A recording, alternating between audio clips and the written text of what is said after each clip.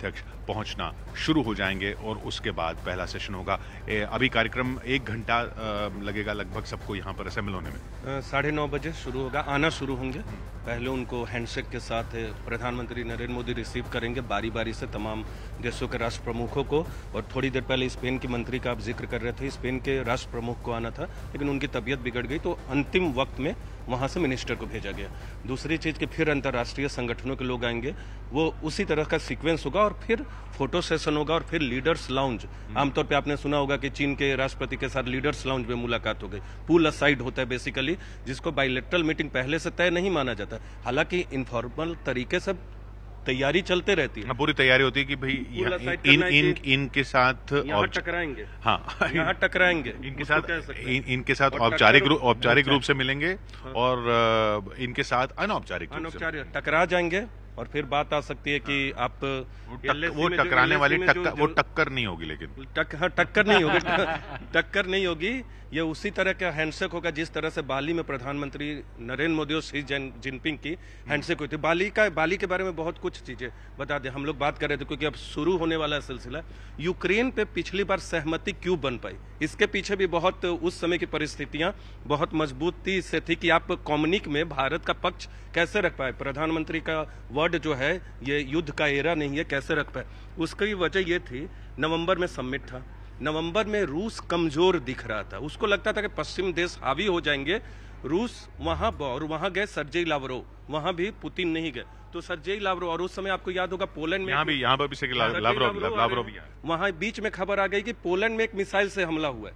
वो खबर हालांकि फेक निकली। उसी बीच G7 की मीटिंग हो गई उस माहौल में। और उसके बाद चीन जो है, चीन के राष्ट्रपति की मुलाकात हो जाती है बाइडेन से वहां, और वो लंबी मुलाकात चलती है। तो दोनों देश उलझ गए इन सब चीजों में। और अंतिम वक्त में किशोर जब बात आएगी कम्युनिक में यूक्रेन पे क्या लिखा जाए, इधर देखिए प्रधानमंत्री जो हैं वो जो डेलीगेट्स आ रहे हैं उनका स्वागत कर रहे हैं, वो तस्वीरें हम देख रहे हैं। हाँ, वो 9:30 से था, 9:20 से भी एक रिवाइज टाइम आया था, तो अभी से वो शुरुआत हो गई होगी। दूसरी चीज हम बता रहे थे कि अंतिम में हमारे शेरपा ने कहा कि प्रधानमंत्री मोदी के उन शब्दों का इस्तेमाल कर लीजिए कि this is not an era of war, और वही शब्द इस्तेमाल हुआ जिसके बाद दुनिया में भारत की वाहवाही हुई, प्रधानमंत्री मोदी की वाहवाही। जी, तो आज भी ये देखना होगा कि किस तरीके से ये बिल्कुल चैलेंज है। यूक्रेन का मामला एक चैलेंज है, उसमें G20 के देश जो हैं, भरपाई आप कर सकते हैं। अगर यूक्रेन के मसले पे कुछ नहीं निकलता है तो भरपाई आप कर सकते हैं। वो इस तरीके से कर सकते हैं कि आप अफ्रीकन यूनियन को शामिल करा दीजिए। एक और अफ्रीकन यूनियन को शामिल कराने में भारत की एक बड़ी कूटनीतिक जीत मानी जाएगी एक तरह से।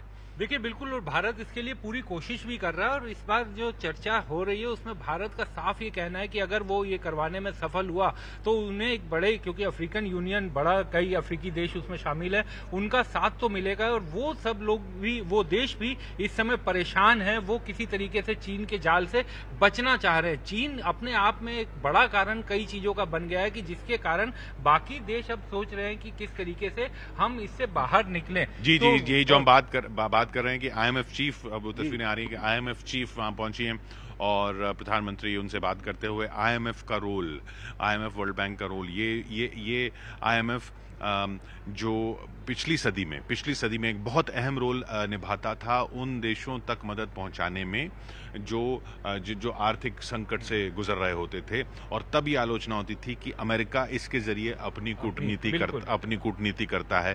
IMF का जाल है साहब, और IMF के जाल में आप हमारे पड़ोसी श्रीलंका में ऋण लेने की बात हो, जिस तरह से आर्थिक संकट में फंसा पाकिस्तान पुरजोर कोशिश कर रहे हैं। मैं पिछले सदी की बात कर रहा हूँ। पिछले सदी में IMF को कई देशों में ऐसे देखा जाता था कि इसके जाल में हम फंस जाएंगे, लेकिन अब वो हाल चीन का हो गया। अब वो और उसकी वजह से ही जो पहले वाली रेपुटेशन थी या पहले वाले जो हिसाब किताब था, उसकी वजह से ही चीन ने जैसे अपनी अर्थव्यवस्था मजबूत की, उसने अपनी कूटनीति में ये संकट में फंसे देशों को मदद पहुंचाने के नाम पर अपने पैर पसारने शुरू किए दुनिया में। और अब वो स्थिति आ गई है जब ये मांग उठ रही है कि IMF में सुधार किए जाएं, और इसलिए IMF के अध्यक्ष का यहाँ पहुंचना और उनका G20 में इस तरह से हिस्सा लेना, IMF के रोल के बारे में बात होना, ये एक बहुत अहम बिंदु है इस G20 शिखर सम्मेलन का। किशोर, एक चीज और इसमें इम्पोर्टेंट ये है कि IMF की हम लोग बात कर रहे हैं क्योंकि वो मॉनेटरी फंड जनरेट करता है, लेकिन वो किसको देगा? और इस बीच यूएन महासचिव भी पहुंचे, यूएन महासचिव पहुंचे हैं, तस्वीरें हम देख रहे हैं, प्रधानमंत्री स्वागत करते हुए यूएन महासचिव अंतोनियो गुतरेस का।